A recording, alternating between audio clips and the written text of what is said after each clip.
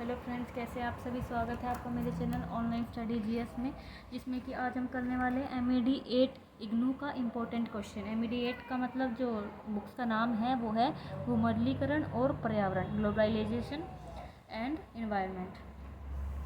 ठीक है, तो आइए करते हैं। इसमें मैंने इंपॉर्टेंट क्वेश्चंस आपको लिखवाए हैं, आंसर मैं खुद समझाऊंगी इसमें आपको। आप क्वेश्चन देखिए, लिखा है वैश्वीकरण क्या है और इसकी बदलती प्रकृति और पर्यावरण पर इसके प्रभावों का विश्लेषण कीजिए। तो आइए जान लेते हैं वैश्वीकरण का है। वैश्वीकरण का अर्थ है कि पूरे विश्व बाज़ार को इकट्ठा कर देना, यानी कि पूरे विश्व में जितने भी ज़्यादा आजकल टेक्नोलॉजी चल रही है, विश्व बाज़ार को एकत्रित कर देना, और जिससे कि घर बैठे ही हम सारी सुविधाओं का लाभ उठा सकते हैं। पूरे विश्व को इकट्ठा कर देना इस तरीके से। तो इसमें बता रहे हैं कि भूमंडलीकरण ने विश्व वातावरण को बदल दिया। भूमंडलीकरण यानी वैश्वीकरण ने पूरे विश्व के वातावरण को बदल दिया है। भूमंडलीकरण ने सामाजिक, आर्थिक, सांस्कृतिक और वित्तीय भाषाओं को भी एक नई दिशा प्रदान करी है। भूमंडलीकरण का पर्यावरण पर सतत विकास कई प्रकार से प्रभाव पड़ा है। इसके लिए आर्थिक वृद्धि और सहयोगी संस्थाओं में भी वृद्धि हुई है, और विश्व वातावरण को लंबे समय तक बनाए रखने के लिए भी ये ज़रूरी है। भूमंडलीकरण ने समानता और न्याय को सोचे बिना ही नाश करने वाली क्रियाओं को अपना लिया। भूमंडलीकरण के क्या हुआ कि इन्होंने ऐसी क्रियाओं को अपना लिया जिससे कि विश्व में जो है पर्यावरण को नाश हो सकता है, बट फिर भी इन्होंने बिना सोचे समझे ऐसी क्रियाओं को अपना लिया, जिससे कि बड़े स्तर पर प्राकृतिक संसाधन और जिन पर बड़ी संख्या से लोग निर्भर हैं उनको क्षति पहुंच रही है। वैश्विक ताप, ओजोन परत पर भी गिरावट आई है। पर्यावरण में भी इसकी जो कमी आई है उसके उदाहरण हैं। बहुत से ऐसे देशों में एसिड वर्षा तथा समुद्री स्तर में बढ़ोतरी आई है। अंतर्राष्ट्रीय चिंतन का ये विषय बन गया है। इसके स्थानीय प्रभाव से वायु और जल प्रदूषण में भी कमी आई है, और मिट्टी की उर्वरता में भी और वनारोपण में भी आदि चीज़ें हमें कमी देखने को मिल जाती है। एक तरफ तो भूमंडलीकरण ने पर्यावरण पर अपने प्रभाव छोड़े हैं, और दूसरी तरफ पर्यावरण पर भूमंडलीकरण की गति, दिशा, स्तर को भी प्रभावित किया है। इसका कारण यह है कि पर्यावरण संसाधनों ने आर्थिक भूमंडलीकरण को ऊर्जा प्रदान की है, किंतु हमारी सामाजिक और आर्थिक नीतियों के कारण निम्न पर्यावरण समस्याओं का भी सामना करना पड़ा है। ये कह रहा है कि भाई आर्थिक तो हमें इसमें आर्थिक रूप से तो हमें फ़ायदा हुआ है, बट लेकिन सामाजिक और आर्थिक नीतियों के कारण जो है पर्यावरण को काफ़ी समस्याओं का सामना करना पड़ा, जो कि भूमंडलीकरण के कारण ही उत्पन्न हुई है। भूमंडलीकरण ने वैश्विक स्तर पर अर्थव्यवस्थाओं को विकास का एक माध्यम बनाया, किंतु इसमें अपनाई जाने वाली जो नीतियाँ थी उससे हमारे पर्यावरण और प्राकृतिक संपदा जो है खतरे में पड़ी है, क्योंकि इसी प्रतिस्पर्धा की होड़ में जो नई नई टेक्निकों का विकास हुआ, किंतु ये तकनीकें जो थी कहीं ना कहीं हमारे पर्यावरण को खोखला करती जा रही थी, जिसका परिणाम आज हमारे समक्ष विनाश के रूप में दिख रहा है। केवल पर्यावरण ही नहीं, इससे देश के मध्य की खाई भी और गहरी हो गई है। जलवायु परिवर्तन में अंतर्राष्ट्रीय समाजों के सम्मुख एक बड़ी चुनौती आई है। जलवायु परिवर्तन में भी एक चुनौती का सामना करना पड़ा है। यह न केवल पृथ्वी के पारिस्थितिक तंत्र एवं सेहत के लिए नुकसानदायक है, बल्कि आर्थिक, उद्योगों और सामाजिक जीवन के लिए भी यह हानिकारक है।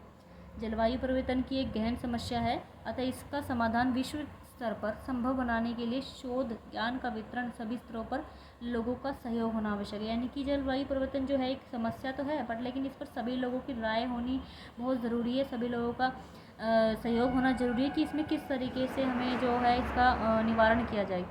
जलवायु परिवर्तन के सबसे अधिक प्रभावों को अल्प विकसित देशों को झेलना पड़ा। जो विकसित नहीं है ना, उन देशों को ज़्यादा जलवायु परिवर्तन का सामना करना पड़ा। मुख्य रूप से दक्षिण के देश जो जलवायु परिवर्तन सबसे ज़्यादा अधिक प्रभावित हुए हैं। इसके नकारात्मक परिणाम जो है वैश्विक ताप में सूखा पड़ गया, मरुस्थलीकरण, प्राकृतिक आपदाएं, ये संक्रामक रोग फैल गए हैं, पारिस्थितिक जो तंत्र है उसमें गिरावट आई है, समस्याओं ने जो है काफ़ी जन्म लिया है। ज़्यादातर पर्यावरणीय मुद्दों के लिए एक लंबे समय की व्यवस्था की ज़रूरत है। इस समय ऐसी व्यवस्थाओं की आवश्यकता है जो आने वाले भविष्य में समाधान के लिए कार्य कर सके। तो यही है कि भूमंडलीकरण की प्रक्रिया के अंतर में एक विकल्प भी सामने आया है। क्या है? विशिष्टता की पहचान आंदोलन के रूप में विश्व भर में प्रारंभ हो चुकी है। कह रहे हैं कि जो ये अस्मिता का संकट का मतलब है आधुनिक युग की एक विशिष्ट अवधारणा बन गई है। जब अधिकांश जनसंख्या जो है छोटे छोटे गांवों में रहती है, तब सब एक दूसरे को जानते पहचानते हैं। भूमि अचल संपत्ति होने के कारण हर परिवार अपनी भूमि से बंधा सा रहता है, और पीढ़ी दर पीढ़ी उसका जीवन जो है यहीं पर बीतता चला जाता है। नगरों में कारीगर और व्यवसायी अपना पृथक पहचान बनाए हुए हैं कि भाई हाँ, मेरी ये पहचान है। सारांश ये है कि उन दिनों व्यक्ति की पहचान का संकट नहीं था, किंतु आजकल जो है निम्न कारणों से अस्मिता का संकट भी पैदा हो गया है। किन कारणों से हुआ है? औद्योगिक और शहरीकरण इसके कारण हुआ है। औद्योगिकरण क्रांति के कारण पूंजीवादी व्यवस्था का जन्म हो गया। पूंजीवादी लोग अमीर ज़्यादा आ गए। औद्योगिक क्रांति संसार के विभिन्न भागों में अलग अलग कालों में हो गई। इस क्रांति का नेता जो कौन था, इंग्लैंड था। ये क्रांति आई थी, इसका नेता कौन था, इंग्लैंड था। पश्चिमी यूरोप अमेरिका में यह क्रांति 19वीं सदी के मध्यकाल में हुई और 20वीं शताब्दी के मध्यकाल में इस क्रांति का सूत्रपात हो गया, यानी खत्म हो गई। औद्योगिक क्रांति के कारण जो है समाज में भारी परिवर्तन भी हुआ। कारखानों के पास जो बड़े बड़े नगर थे, पुरानी घरेलू उद्योग प्रणाली नष्ट हो गई। नए औद्योगिक नगरों में मजदूर कारखानों के पास गंदे, अंधेरे, अस्वस्थकर वातावरण में रहने लग गए। सबल पूंजीपत असहाय मजदूरों को मनमाना शोषण करने लगे उनका, और उन बेचारों की दशा जो है काफ़ी दयनीय हो गई थी। औद्योगिक व नगरीय समाज का एक बड़ा हिस्सा जो है अन्याय व दमन का शिकार रहा था। इसके अतिरिक्त व्यक्ति की अपनी स्वतंत्रता की पहचान जो है खो गई थी और वह अकेला सा हो गया था इस भीड़ में। अस्मिता की पहचान की अनुभूति क्या है कि आर्थिक और सामाजिक विषमताएं तो सभी देशों में दिखाई देती है, किंतु जो अमेरिका और यूरोप के अश्वेत जातियां थी, वहाँ रहने वाले यहूदियों को एक खास तरह का उत्पीड़न का सामना करना पड़ा। कि जो अश्वेत लोग रहते थे अमेरिका और यूरोप के, वहाँ पर उनको एक खास प्रॉब्लम का सामना करना पड़ा। जर्मनी में जो यहूदियों को जो है बड़ा अत्याचार का सामना करना पड़ा। बहुत से लोगों को अन्य देशों में जाकर शरण लेनी पड़ी, और इसी तरीके से यहूदियों को जो अपनी पहचान खो गए, वो इस तरीके से उनका संकट बना हुआ था। तो वही कह रहे हैं कि तो अपनी ज़िंदगी के लिए वो जूझ रहे थे। 1960 के दशक में अमेरिका में जो अश्वेतों का जो एक आंदोलन हुआ था, तब ये कहा गया था कि जनसमूह अपनी अस्मिता की लड़ाई लड़ रहे हैं।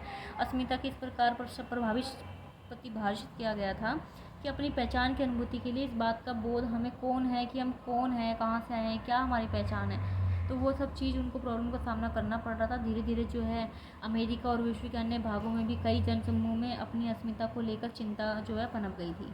तो यही इसका था। अस्मिता के जो विविध पहलू हैं वो क्या हो सकते हैं कि मनोवैज्ञानिक और समाजशास्त्रीय। मनोवैज्ञानिक क्या है कि जो कार्ल मार्क्स हैं, उन्होंने कहा था कि इसको तीनों को जो इनको एक युग में महान चिंतकों की श्रेणी में रखा गया। तीनों के व्यक्ति के व्यवहार, सामाजिक क्रियाकलाप का अपने अपने ढंग से विश्लेषण किया गया। तो कह रहा है कि बालकों का अधिगम हमारे परिवार से ही शुरू होता है, कि जो बालक होते हैं वो हमारे परिवार से ही सीखना शुरू करते हैं, परंतु वह परिवार से अलग अपनी पहचान बनाने और समाज के एक प्रभावशाली सदस्य बनने की कोशिश करते हैं। जैसे जैसे बच्चे बड़े होने लग जाते हैं, उनके मन में अपनी पहचान का संकट होने लग जाता है कि हमारी क्या पहचान होगी।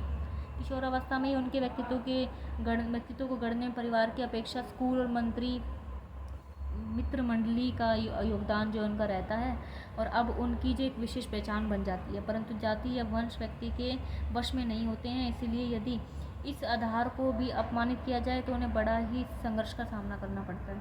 अगला पॉइंट आता है हमारा समाजशास्त्री। समाजशास्त्री किस तरीके से प्रभावित करते हैं अस्मिता को।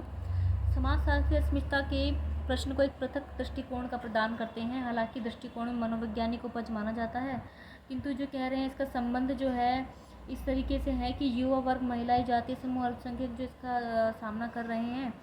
आज युवा वर्ग के सामने जो कुछ विशेष समस्याएं आ गई हैं, जैसे कि अलगाव की भावना, अलग रहने की भावना, पहचान का संकट, कि हमें अपनी पहचान मिलेगी या नहीं मिलेगी, और बेरोजगारी। इन्हीं से छात्र में जो है असंतोष फैल जाता है। समाज में पुरुषों और महिलाओं के बीच में जो भेदभाव एक भारी समस्या है। महिलाओं को आत्मसम्मान को बचपन में ही नकार दिया जाता है। उनकी पहचान सीमित और दबी हुई रहती है। राजनीति में महिलाओं की सहभागिता थोड़ी सी कम है, तो देश में महिलाओं को मताधिकार प्राप्त करने के लिए भी संघर्ष करना पड़ता है। और भारत में दलितों को भी सदैव जो है समाज में निम्न स्तर रखा गया है। देश के विभिन्न भागों में अछूत की समस्याएं हैं, अछूत की हैं। तो इसी तरीके से ये प्रॉब्लम का जो है सामना कर रहे हैं। आगे आए राजनीतिक कारण। राजनीतिक क्या है कि कह रहे हैं कि वर्तमान में नारीवादियों, अश्वेतों, अल्पसंख्यकों, दलितों और आदिवासियों द्वारा जो अपने अधिकारों के लिए जो आंदोलन चलाए जाते हैं, सवाल यह है कि विभिन्न जनसमूहों द्वारा अपनी पहचान के लिए किए जाने वाले प्रयास एक मुख्य लक्ष्य बन गया है। इन वर्गों में राजनीतिक चेतना का समुचित विकास हुआ है। इनकी स्थिति में सुधार करना जरूरी है, किंतु वे अभी भी असंतुष्ट दिखाई देते हैं। इनके शोषण का एक इतिहास जो है काफ़ी पुराना इतिहास है, इसलिए स्वाभाविक है कि वे अधिक संसाधनों और सामाजिक सुरक्षा और लाभों, राजनीतिक सहभागिता की मांग करते रहते हैं। तो ये आर्थिक मुद्दे हैं, काफ़ी सारे महिलाओं को भी सामना करना पड़ता है, क्योंकि महिलाएं जो होती हैं वो घर भी संभालती हैं और बच्चों को भी देखती हैं और समाज से निरंतर कार्य भी करती रहती हैं। तो फिर भी इसलिए महिलाओं को जो आर्थिक रूप से मूल्यवान माना गया है कि वे घर को भी संभालती हैं, और परंतु उनको घर संभालने के लिए कोई वेतन भी नहीं मिलता है। तो इसीलिए वे आर्थिक अवमूल्य हैं, उनको मतलब घर से बाहर पहुँचे बिना ही रहता है। कहते हैं कि वो घर भी संभालती हैं, बच्चों को भी देखती हैं, और फिर भी हिंसा का भी शिकार होती हैं। तो वही चीज़ें हैं इसके लिए। आगे हमारा जो है नेक्स्ट क्वेश्चन क्या है हमारा, देख लेते हैं।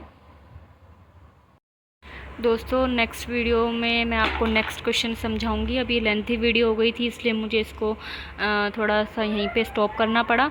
मैं नेक्स्ट वीडियो में दोनों क्वेश्चन भी आपको समझाऊंगी, क्योंकि वीडियो काफ़ी लेंथी हो जाएगी तो इस वजह से आपको इंटरेस्ट भी नहीं आएगा देखने में। मैं नेक्स्ट वीडियो नेक्स्ट पार्ट में डाल रही हूँ, जिसमें कि मैं गैर सरकारी संगठन यानी NGOs के बारे में बताऊँगी आपको, तो आपको अच्छे से एक्सप्लेन करूँगी। तो उसके लिए देखने के लिए video thank you so much.